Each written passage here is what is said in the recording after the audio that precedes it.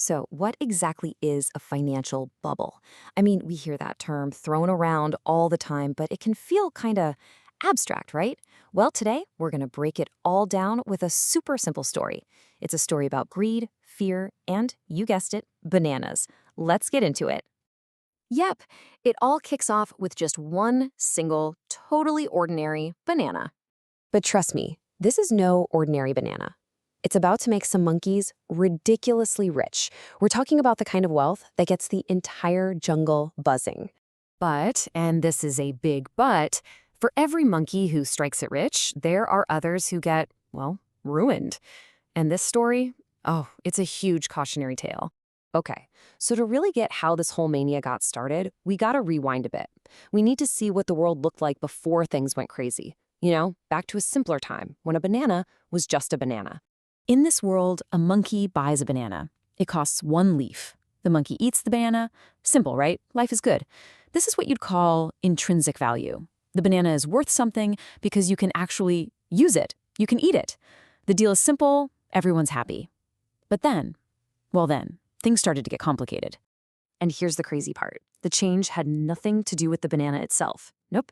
It was all in their heads. It was all about psychology and how the monkey started to think about that banana completely differently. And the first big psychological trigger? It's a classic. FOMO, the fear of missing out. See, monkeys started noticing their friends making a killing just by flipping bananas for more leaves. And that's when the anxiety kicked in. The fear wasn't, oh no, I'll go hungry. It was, oh no, I'm gonna miss my chance to get rich. They felt this insane pressure to get in on the action, like right now. And that FOMO, it's the perfect recipe for what comes next. Herd behavior. Think about it. When you see every single monkey around you buying bananas, it just feels like the right move, doesn't it? It's this powerful social proof. It feels safe, it feels smart, even if, deep down, you have absolutely no idea why the price is skyrocketing. I mean, it really boils down to that old saying, right? Monkey see, monkey do. It's this super basic primal instinct. The logic just feeds on itself. Hey, if everyone else is doing it, it must be a good idea. And right there, that's the psychological engine that drives a financial bubble. So all this psychology, the FOMO, the herd behavior, that can definitely start a fire. But to turn that little fire into a raging, out-of-control inferno, you need to add some fuel. And in this case, we're talking about financial fuel. That fuel has a name, leverage. Suddenly, monkeys weren't just using their own leaves. They were running to the monkey bank, borrowing huge piles of leaves so they could buy way more bananas than they could ever afford. This is literally like pouring gasoline on the fire. It amplifies everything. The potential gains become massive, but so does the risk of losing it all. Let me just show you how incredibly dangerous this leverage thing can be. Okay, imagine you've got 10 leaves, you buy one banana. If the price doubles, great, you've got 20 leaves. Nice little profit. But now, let's add leverage. You borrow 90 leaves from the bank and buy 10 bananas instead of one. If the price doubles now, boom, you've just turned your 10 leaves into a massive fortune. But, and this is key, you're walking on a razor's edge.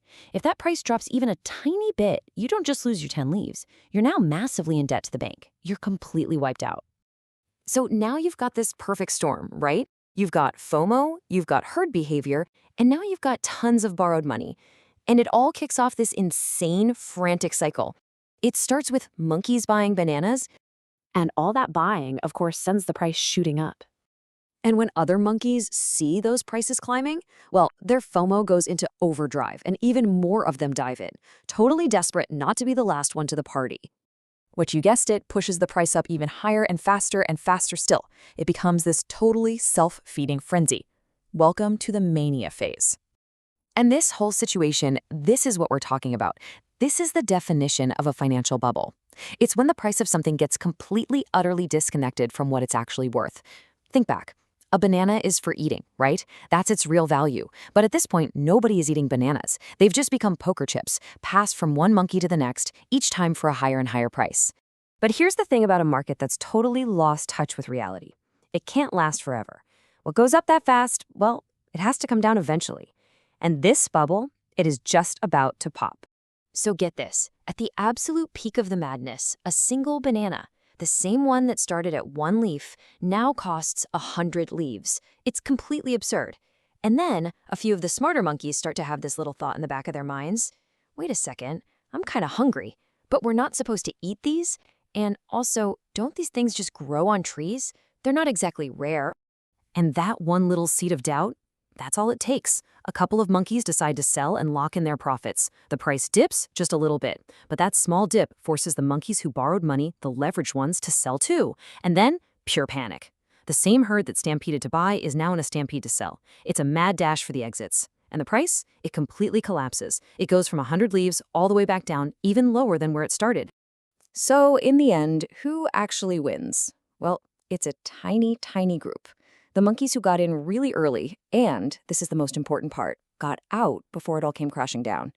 And who loses? Pretty much everyone else. Especially the poor monkeys who jumped in late because of FOMO. And, of course, the ones who use leverage. They're left holding worthless bananas and owing a massive debt to the monkey bank. Look, I know this has been a story about monkeys and bananas, but these exact same patterns play out over and over again throughout human history. The real takeaway here, the big lesson, is learning how to spot these warning signs so you don't get swept up in the hype yourself. So, what are the red flags you should be looking for? Well, first, when it seems like your neighbor, your cousin, everyone is suddenly getting rich with what looks like zero effort. Second, when you see everyone borrowing money to pile into the same exact thing. Third, listen for the magic words, "This time is different," or "There's no way it can go down." And finally, and this is probably the biggest one, just take a step back and ask yourself, does this price make any real-world sense compared to what this thing is actually worth? Ultimately, this whole banana bubble story is really just a tool to help us see the world a bit more clearly, to question the hype, and to actually think for ourselves. I mean, from the Dutch tulip mania hundreds of years ago to dot-com stocks and even modern crypto crazes, this pattern just keeps repeating, which really just leaves us with one big question to chew on. So, what's the next banana?